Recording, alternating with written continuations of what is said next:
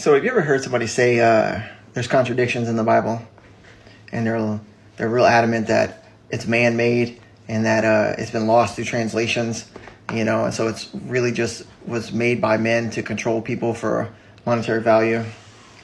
That's just a poor man's excuse at not reading his Bible. But what we do always notice is that a lot of pastors or preachers always like to preach from the book of Matthew, and then you're like, well, why not Mark or Luke? And then they say things like, well, it's just a different perspective. It's like a guy that, said, I'm driving my car to work today. But then he's like, when he got there, he's like, I drove my wife's car to work. But did he lie? No, it's just that one perspective was it was his wife's car. But then the other perspective, well, it's actually his car. His wife just drives it.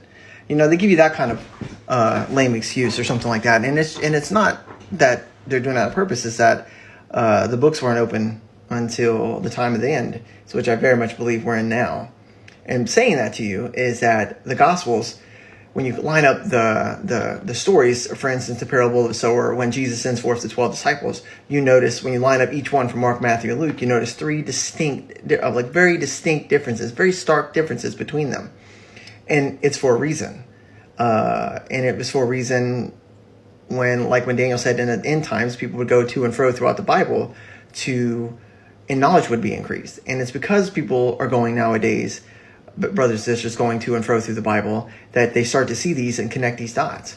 So I'm going to propose to you, and I'll be able to back this up just by using scripture and nothing else, is that the Gospels are written to different groups of people. People have known forever that the Gospel of Matthew is written to the Jews, but then they're like, Mark and Matthew, who's it written to?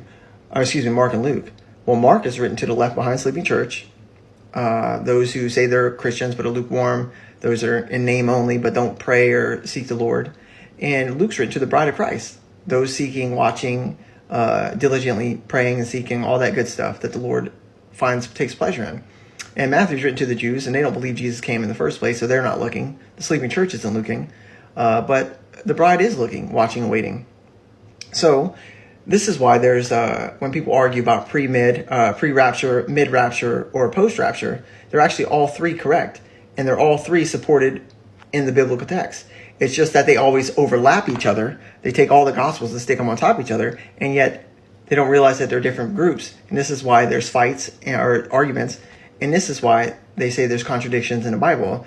Like in Luke, there's a sign of Jonas, right? In Matthew, there's a sign of Judas, but in Mark, there's no sign given. They're like, see, it's a contradiction. Only if you don't understand who's being written to and why, and what the difference is. So in the next one, I'm going to show you some differences that might blow you away or might not.